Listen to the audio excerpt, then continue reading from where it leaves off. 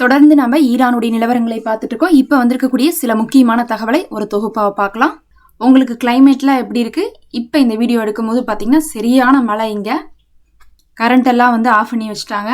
இந்த வெயில் காலத்துக்கு சூட்டை தணிக்கிற மாதிரி ஒரு மழை இப்போதான் பெஞ்சிருக்கு. இதுவரையும் பெருசாக எதுவும் மழை பெய்யல, வருதுன்னு சொல்லிட்டு இருந்தாங்க. ஆனால் இப்போதான் வந்து பார்த்தீங்கன்னா சரியான மழை. உங்களுக்குலாம் மழை பெஞ்சிச்சான்னு சொல்லிட்டு கமெண்ட்ல சொல்லுங்க. இப்போ நம்ம ஈரான் விஷயத்துக்கு போயிடலாம். ஃபர்ஸ்ட் நம்ம யூஏஇ இருந்து ஆரம்பிச்சிடலாம். யூஏஇ இன்னைக்கு என்ன பண்ணியிருக்காங்கன்னா பாகிஸ்தானுக்கு பெரிய அழுத்தத்தை கொடுத்துருக்காங்க. சமீப காலமாகவே யூஏஇக்கும் பாகிஸ்தானுக்கு நடுவில் ஒரு பஞ்சாயத்து, யூஏஇக்கும் சவுதிக்கு நடுவில் ஒரு பஞ்சாயத்து, இப்படி மாற்றி மாற்றி பஞ்சாயத்து போயிட்டு இருக்கு. சவுதிக்கு யூஏஇக்கு இருக்கிற பஞ்சாயத்து அப்படிங்கிறது யார் ஏமனுடைய இடத்தை பிடிச்சி வைக்கிறது அப்படிங்கிறதுல தான் இருந்துச்சு.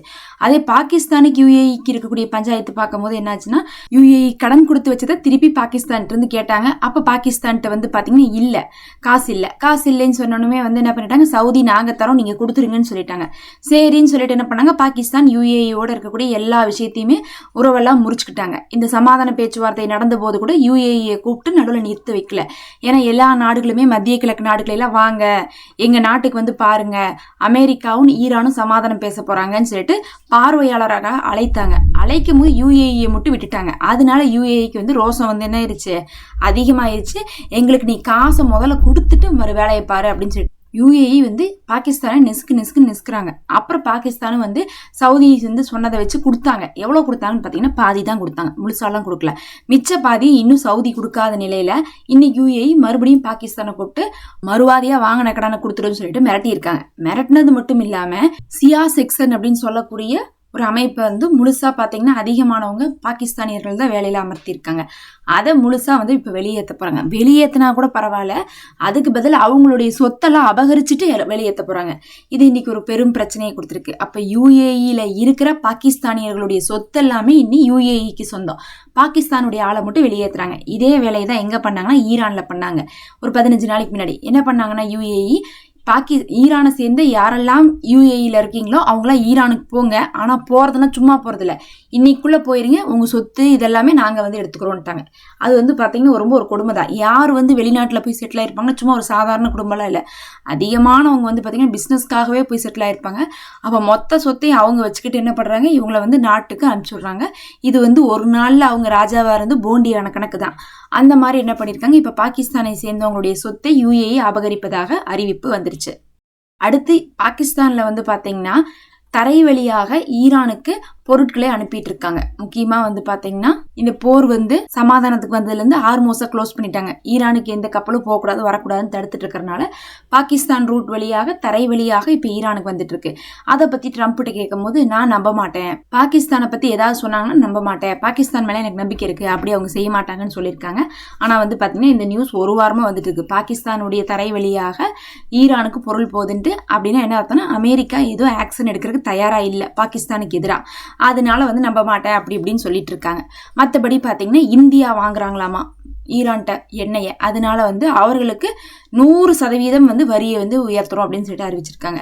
இப்போ இந்தியா மேல வந்து இவங்களுக்கு நம்பிக்கை இல்லை, இந்தியா வந்து வாங்குறாங்கிறது உண்மைதான், பாகிஸ்தானும் தான் செஞ்சுட்டு இருக்காங்க. ஆனா பாகிஸ்தானுக்கு மட்டும் வந்து என்ன பண்றாங்க, இவங்க இந்த பேச்சுவார்த்தைக்குலாம் வரனால பர்மிஷன் கொடுத்து போட்டு இந்தியாவுக்கு மட்டும் வரியை போடுறாங்க, சைனாக்கு மட்டும் வந்து வரியை போட்டிருக்காங்க. இன்னைக்கு இந்தியாவை பத்தி சைனாவை பத்தி பேசியிருக்காரு, பாகிஸ்தானை பத்தி நல்ல விதமா ட்ரம்ப் பேசியிருக்காரு. பாகிஸ்தான் முழுசா வந்து பாத்தீங்கன்னா இப்ப ட்ரம்ப்புடைய ஒரு ஆதரவை பெற்றுக்கொண்டு இருக்காரு. ஆனா ஈரானே வந்து பழிக்கும் போது திட்டம் போதெல்லாம் என்ன சொல்றாங்கன்னா, பாகிஸ்தான் ஒன்றும் சரியில்லை, அவங்க அமெரிக்காவுக்கு கைக்கூலி மாதிரி தான் நடக்கிறாங்க, ஒரு சமாதான ப்ரொபோசல்ல நாங்க சொல்றதா அவங்க சொல்லிட்டு இருக்காங்க அப்படின்னு கேட்கறாங்க.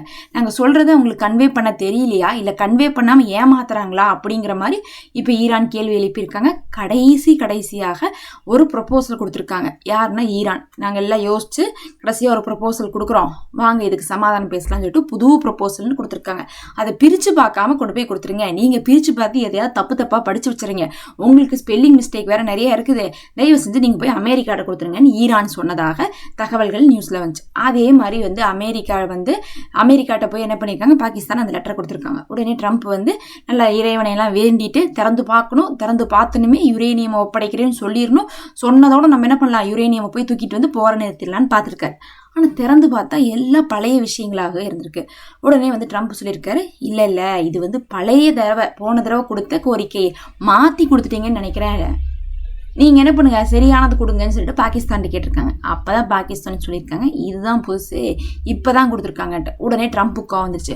போன தடவை கொடுத்ததவே திரும்பவும் வேறு பேப்பரில் எழுதி கொடுத்துருக்காங்க, இதில் எந்த மாற்றமும் இல்லை, அவங்க கொஞ்சம் கூட இறங்கி வரல, அவங்க பிடிவாதமாக இருக்காங்க, யுரேனியம் பற்றி பேசக்கூடாதுங்கிறாங்க, அணு ஆயுதத்தை பற்றி பேசக்கூடாதுங்கிறாங்க, இதெல்லாம் சரிப்பட்டு வராது, இவங்க மறுபடியும் வந்து என்ன பண்ணுவாங்களாமா, ப்ராக்சிஸ்க்கெலாம் சப்போர்ட் பண்ணுவாங்களாமா, ஆர்மோஸை காசு வந்து வாங்குவாங்களாமா அப்படின்னு சொல்லிட்டு ட்ரம்ப் கத்தி விட்டு போட்டு இதுக்கெல்லாம் வந்து நாங்கள் என்ன பண்ண மாட்டோம், சமாதானத்துக்கே வரமாட்டோம், இதுக்கு நாங்கள் வந்து கூடவே போகிறதில்ல, மீட்டிங்கே வந்து நாங்கள் வரப்போகிறதில்லைன்னு சொல்லிட்டு ட்ரம்ப் இப்போ அறிவிச்சிருக்காரு.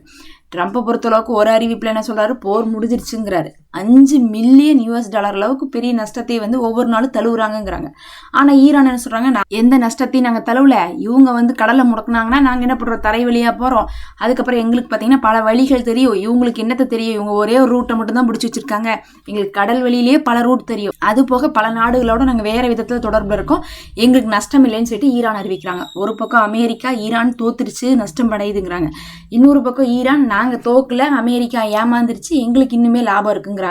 இதுக்கு நடுவில் வந்து பார்த்தீங்கன்னா ப்ரொபோசல் எல்லாமே வந்து முதல் தடவை கொடுத்த மாதிரியே இருக்குன்னு சொல்லிட்டு இப்போ அமெரிக்கா ரிஜெக்ட் பண்ணியிருக்காங்க. அப்போ வந்து ஈரான் வந்து ஸ்ட்ராங்காக இருக்காங்கன்னு அர்த்தம். எங்களுக்கு வந்து அணு ஆயுதம் வேணும், அதுலேருந்து எங்களுக்கு விலகல் கொடுங்க, அதேமாரி யுரேனியம் பற்றி வாயை திறக்காதீங்க, அதை நாங்கள் பார்த்துக்குறோன்ட்டு இருக்காங்க. இப்படிங்கும்போது சமாதானம் வர்றது சாத்தியமில்லை. இந்த நிலைமையில ரொம்ப முக்கியமாக இப்போது ஈரான்ல 14 IRGC சேர்ந்தவங்க இறந்திருக்காங்க. அது ஒரு பெரிய அதிர்வலை ஏற்படுத்தியிருக்கு.